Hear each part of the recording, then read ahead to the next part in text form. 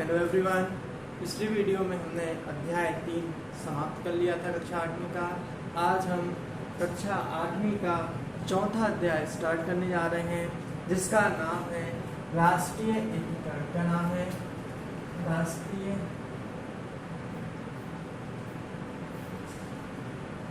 एकीकरण। कौन सा क्या है? तो कक्षा 8वीं का चौथा अध्याय जो है उसका नाम है टॉपिक का राष्ट्रीय एकीकरण। तो सबसे पहले आपको पता होनी चाहिए कि क्या है राष्ट्रीय एकीकरण, क्या होती है इसकी परिभाषा, है ना। तो राष्ट्रीय एकीकरण की परिभाषा आपको लिखना है साइड में डाल के। तो राष्ट्रीय एकीकरण का तात्पर्य है किसी राष्ट्र में रहने वाले नागरिकों, जो राष्ट्र में नागरिक रहते हैं, उनमें जाति, धर्म या भाषा के आधार पर बिना किसी भेदभाव किए परस्पर एकता की भावना का विकास करें। ठीक है। तो राष्ट्रीय एकीकरण क्या है? राष्ट्रीय एकीकरण का अभिप्राय किसी राष्ट्र में रहने वाले नागरिकों को जाति,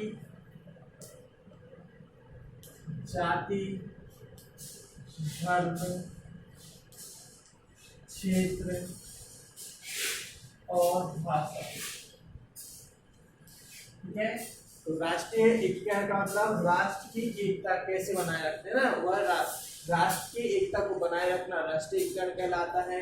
इसकी पूरी परिभाषा लिखना है तो लिख सकते हैं राष्ट्रीय एकीकरण का अभिप्राय किसी राष्ट्र में जाति, धर्म, क्षेत्र व भाषा के आधार पर भेदभाव किए बिना परस्पर एकता को बनाए रखना क्या कहलाता है?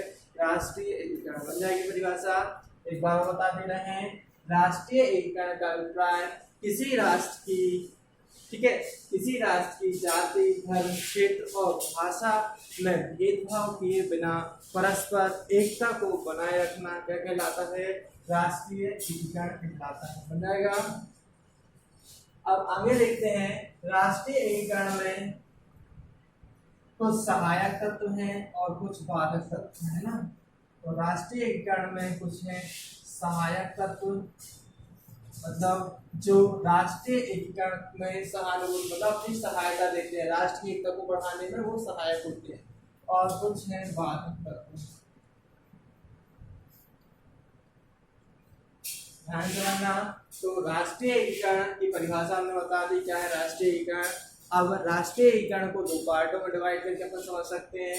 एक, राष्ट्रीय एकीकरण के सहायक तत्व क्या है, दूसरा राष्ट्रीय एकीकरण के बाधक तत्व क्या है। तो आज अपन पढ़ेंगे इस वीडियो में राष्ट्रीय एकीकरण के सहायक तत्व कौन कौन से हैं। ठीक है। तो पहला देखेंगे राष्ट्रीय एकीकरण का सहायक तत्व जो है वह है मौलिक अधिकार। कौन है?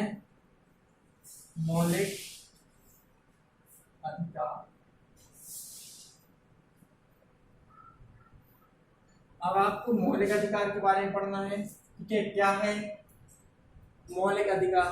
तो मौलिक अधिकार क्या है? संविधान द्वारा नागरिकों को उनकी रक्षा के लिए कुछ अधिकार प्रदान किए गए हैं, जिन्हें मौलिक अधिकार कहा जाता है। बन जाएगा। क्वेश्चन में पूछा जाता है कि राष्ट्रीय एकीकरण के सहायक तत्वों का वर्णन कीजिए। तो हम आपको एक के बाद एक 5 तत्व हैं, 4 तत्व हैं, उनके बारे में अध्ययन कराने हैं। आपको ध्यान समझना है और उनको याद करने की कोशिश करना है ना। तो राष्ट्रीय एकीकरण के सहायक तत्व मतलब जो राष्ट्रीय एकता को बढ़ाने में हमारी सहायता कराते हैं। तो पहला पॉइंट है क्या है? मौलिक अधिकार। तो भारतीय संविधान द्वारा हमें मौलिक अधिकार प्रदान किए गए हैं, जो क्या करते हैं? देश के नागरिकों को उनकी रक्षा प्रदान करते हैं। या भारतीय संविधान द्वारा हमें कुछ मौलिक अधिकार प्रदान किए गए हैं जो नागरिकों को क्या करते हैं? सुरक्षा प्रदान करते हैं। इन मौलिक अधिकारों की संख्या क्या है? 6। कितनी है? 6। ठीक है। तो संविधान द्वारा हमें कुछ मौलिक अधिकार प्रदान किए गए हैं, या संविधान द्वारा भारतीय नागरिकों की रक्षा के लिए जो अधिकार प्रदान किए गए हैं उन्हें क्या कहते हैं? मौलिक अधिकार कहते हैं। इनकी संख्या कितनी है? 6 है। अब 6 कौन कौन सी है? पहला, समानता का अधिकार, समानता का अधिकार। दूसरा, स्वतंत्रता का अधिकार। तीसरा,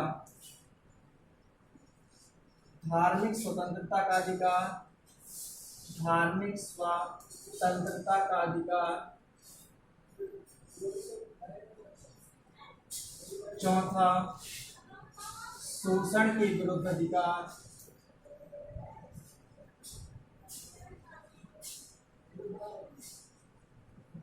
पांचवा, संस्कृति और शिक्षा का अधिकार।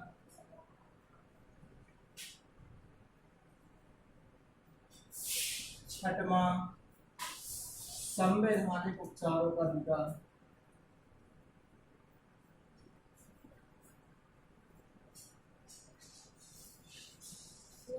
तो किस प्रकार हमें 6 अधिकार होता है आपको आप देख सकते हैं कि भारतीय संविधान द्वारा हमारे भारतीय नागरिकों को मौलिक अधिकार प्रदान किए गए हैं।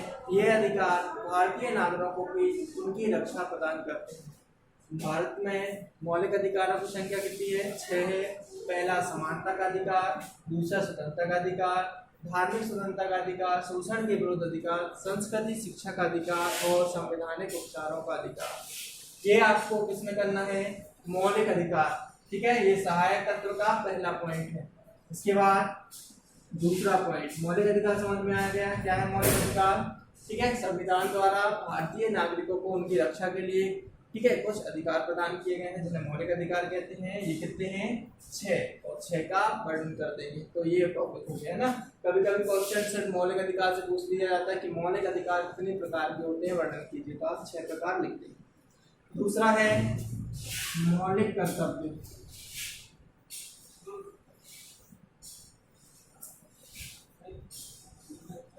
अब मौलिक कर्तव्य क्या होते हैं?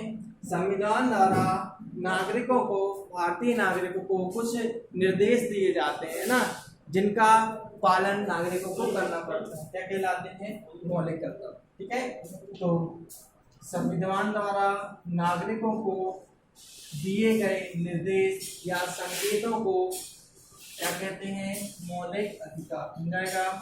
संविधान द्वारा भारतीय नागरिकों को दिए गए निर्देश या संकेतों को क्या कहा जाता है? मौलिक कर्तव्य।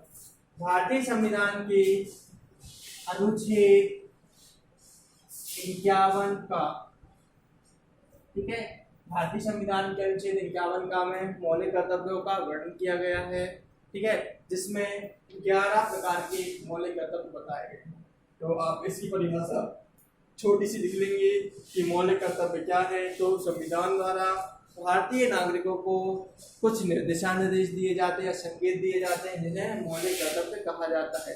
यह संविधान के अनुच्छेद 7 में दिया गया। अब दिशा निर्देश और संकेत क्या है? जैसे अपन उदाहरण दे सकते हैं, जैसे प्रत्येक भारतीय नागरिकों को अपने राष्ट्रीय ध्वज ठीक है राष्ट्रगान या राष्ट्रगीत का क्या करना चाहिए? पालन करना चाहिए ना, उनके सम्मान में खड़े रहना चाहिए। दूसरा अपन क्या ले सकते हैं? जैसे छात्रों को क्या करना चाहिए? अपने गुरुजनों का आदर करना चाहिए, माता पिता का सम्मान करना चाहिए।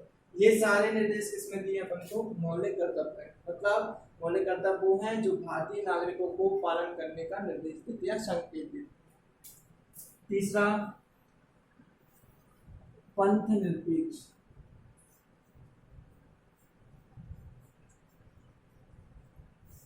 अब पंथ निरपेक्ष जो पॉइंट है वह कैसे राष्ट्रीय एकीकरण का सहायक तत्व है, इसके बारे में समझना है। तो पंथ निरपेक्ष का मतलब होता है कि धर्म के आधार पर बिना किसी भेदभाव के, है ना। पंथ मतलब होता है धर्म, निरपेक्ष मतलब होता है बिना किसी भेदभाव के, है ना। तो हमारा भारत जो है एक विशाल देश है। भारत में बहुत से जाति धर्म और भाषा के आधार पर या जाति धर्म के आधार पर बहुत सारे लोग यहाँ पे निवास करते हैं ना। भारत एक विशाल देश है। भारत में बहुत से धर्म के लोग निवास करते हैं और जो हमारी जो भारतीय सरकार है या जो संविधान है इन नागरिकों को बिना किसी जाति धर्म के भेदभाव किए बिना परस्पर क्या करती है? एक रखती है या एकता बनाए रखती है। तो समझने वाला पंथ निरपेक्ष क्या है? भारत में बहुत से धर्मों को मानने वाले लोग रहते हैं और भारत के सभी नागरिक या सभी धर्मों के नागरिक आपस में क्या बनाए रखते हैं? एकता बनाए रखते हैं। तो इस प्रकार पंथ निरपेक्ष क्या हो जाती है? संविधान में क्या हो जाती है? राष्ट्रीयकरण के सहायक तत्व में आ जाती है। बन जाएगा।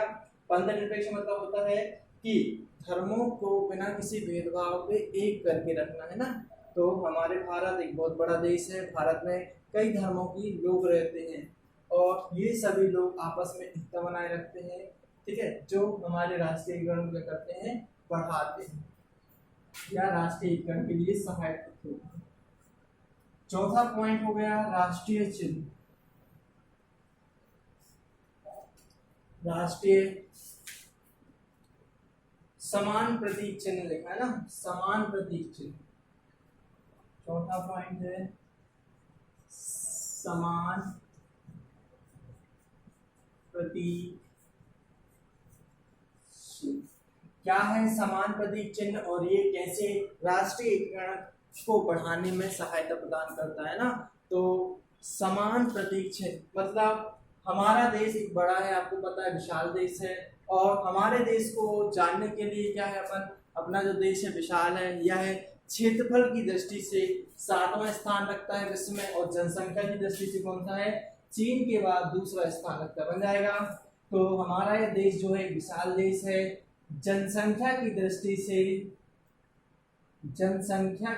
से भारत का स्थान दूसरा है तथा क्षेत्रफल की दृष्टि से भारत का स्थान विश्व में कौन सा है, 7वां, बन जाएगा। तब जनसंख्या की दृष्टि से भारत का स्थान विश्व में दूसरा और क्षेत्रफल की दृष्टि से भारत का स्थान विश्व में कौन सा है, 7वां है। अब भारत के देश की पहचान के लिए कुछ संकेत दिए जाते हैं, चिन्ह दिए जाते हैं ना। तो हमारे भारत में देश की पहचान के लिए कुछ राष्ट्रीय चिन्ह दिए गए हैं ना। तो राष्ट्रीय चिन्ह कौन कौन से हैं, अपना पहला राष्ट्रीय ध्वज, ये क्या है, राष्ट्रीय चिन्ह पूरे ना। राष्ट्रीय ध्वज क्या है अपने भारत का, तिरंगा है ना, इसके नीचे लिख लेना तिरंगा। फिर राष्ट्रीय गान, फिर राष्ट्रीय गीत, राष्ट्रीय पशु, तो ये सब आप लिख सकते हैं ना। तो राष्ट्रीय ध्वज अपना हो गया क्या, तिरंगा। फिर राष्ट्रीय गान जनगण मन, राष्ट्रीय गीत वंदे मातरम, राष्ट्रीय पुष्प कमल, है ना, राष्ट्रीय पशु बाघ, बन जाएगा।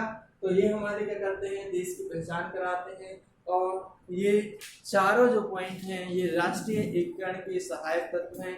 क्वेश्चन में बहुत बार पूछा जाता है, हर एग्जामों में एक क्वेश्चन पूछा जाता है, तो आपको इनको अच्छे से नोट करना है, ठीक है। और आपकी जो कॉपियां हैं, हम मंगलवार को आपकी कॉपियां चेक करेंगे, तो अपनी फेयर जो है कंप्लीट करके रखें और मंगलवार के दिन आपको 1 बजे से लेकर 3 बजे के बीच आपको कॉपियां चेक कराने के लिए स्कूल आना है, ठीक है।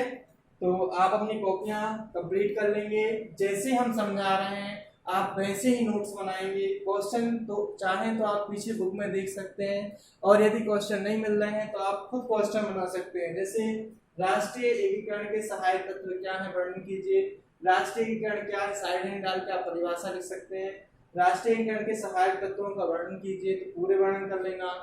अब अपन दूसरे पॉइंट में नेक्स्ट वीडियो अपन पढ़ेंगे राष्ट्रीय एकीकरण के बाधक तत्व क्या, ठीक है। आज के लिए इतना ही, ओके।